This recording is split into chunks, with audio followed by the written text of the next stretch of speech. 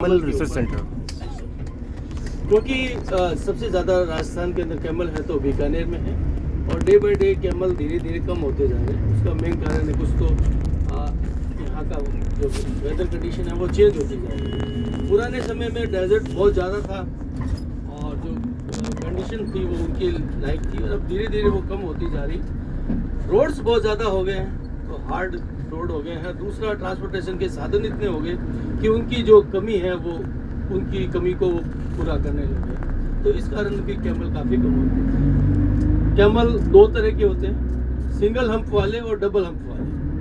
जो लेह लद्दाख में जो कैमल हैं वो डबल हम्प वाले, अच्छा, जिनके यहाँ पर डबल हम्प रहते हैं।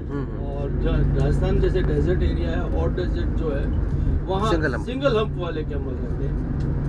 कैमल जो हम रिसर्च सेंटर में है, यहाँ पर करीबन 4 तरह के कैमल की वैरायटी है। बीकानेरी, जैसलमेरी, कच्छ और मेवाड़ी कैमल है। बीकानेरी कैमल हाइट करीबन 7 फीट के आसपास उनकी रहती है और उनका कलर थोड़ा डार्क ब्लैक रहता है और वो वज़न को कैरी करने में बहुत ज़्यादा काम आते हैं।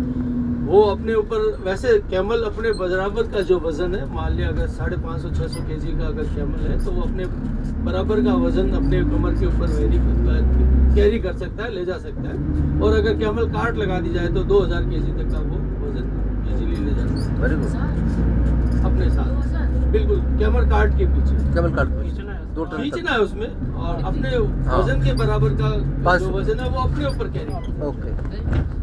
तो कैमल जो जैसलमेर कैमल है वो थोड़ा सा बीकानेर कैमल से की हाइट के बराबर रहता है, परंतु कलर उसका थोड़ा सा कम ब्लैक रहता है और वो सफारी में बहुत ज़्यादा यूज आते हैं। और कच्छ और जो मेवाड़ी कैमल है वो उनका कलर येलो टाइप में रहता है और वो ज़्यादातर दूध के अंदर देने में ज़्यादा कामयाब है, वो उसमें ज़्यादा काम आते हैं।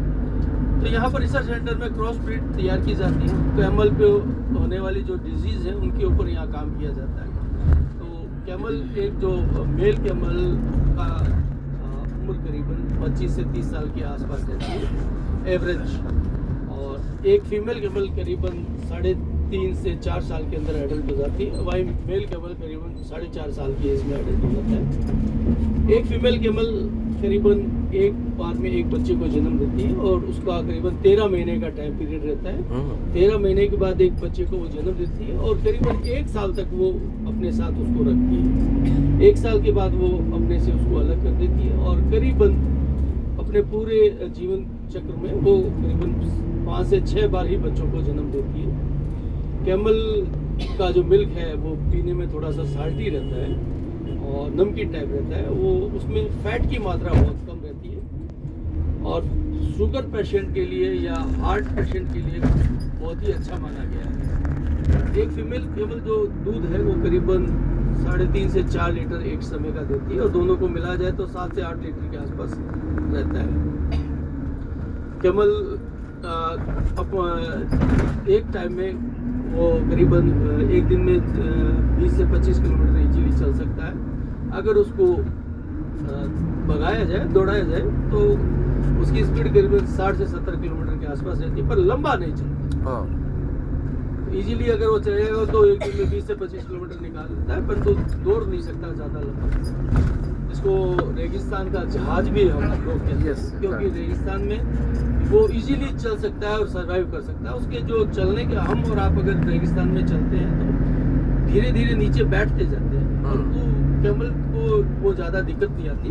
उसके जो पाँव है वो उसको काफ़ी सॉफ्ट रहते हैं, गद्देदार, जो उसको चलने में काफ़ी हेल्प करते हैं। दूसरा, डेजर्ट में कितनी भी आंधी आए तो वो बिना रुके चल सकता है। उसका मेन कारण जो आँखों के ऊपर जो पलक रहती है, जो बाल रहते हैं, वो 3 तरह की लहर रहती है, जिसके कारण वो जो सैंड है उसके आँख में नहीं जाती है, तो इस कारण वो चल सकता है। एक कैमल की याददाश्त बहुत ज़्यादा तेज़ रहती है। आपने बचपन में भी अगर किसी रूट पे उसको लेके गए हैं और अपने जीवन काल में अगर उसको लेके जा रहे हैं,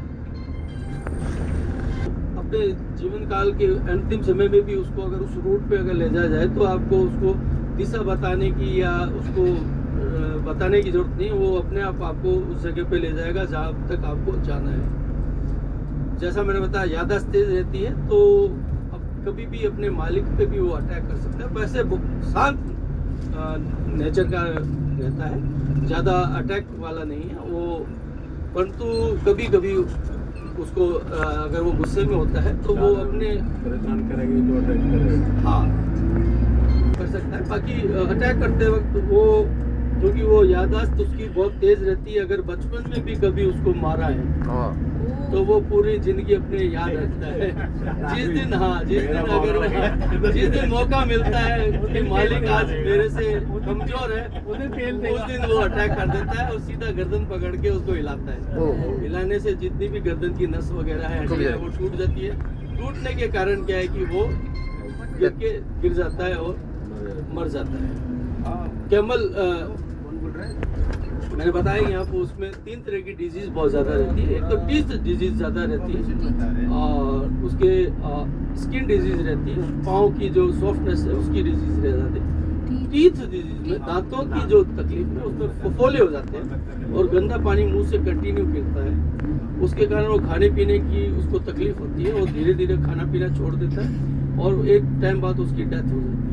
उसी तरह स्किन डिजीज में खुजली तरह की डिजीज होती है, वहाँ से ब्लड कंटिन्यू निकलता है और वो जब भी खुजली होती है तो किसी पेट के साथ या हार्ड चीज़ के साथ अपने आप को रगड़ता है तो वो धीरे धीरे आगे बढ़ती है और दर्द और उस खून रिसाव के कारण वो खाना पीना छोड़ता है और उसकी डेथ हो जाती है उससे। तीसरा मेन है पाँव का सॉफ्टनेस, क्योंकि आजकल हाईवे बन गए हैं और सब गाँव में रोड्स हो गई हैं, तो क्योंकि वो सॉफ्टनेस जो है वो धीरे धीरे कम होती जा रही है। वो जब बिल्कुल सॉफ्टनेस खत्म हो जाती है तो बिल्कुल हार्ड होने के कारण नीचे क्रैक्स आ जाते हैं, उससे ब्लड कंटिन्यू गिरता है और वो धीरे धीरे उसको, क्योंकि एक ब्लड गिरेगा तो दर्द होगा और चल नहीं पाएगा, तो उसकी बिना खाए पी रहे एक टाइम के बाद उसकी डेथ होगी। तो इन सब के ऊपर यहाँ रिसर्च हुआ है, उनके बारे में दवाई वगैरह बनी और वो उनको दी जाती है और यहाँ पर आसपास के गाँव के लोग भी अपने यहाँ आते हैं और यहाँ पर पूरा अपना ट्रीटमेंट करवाते हैं।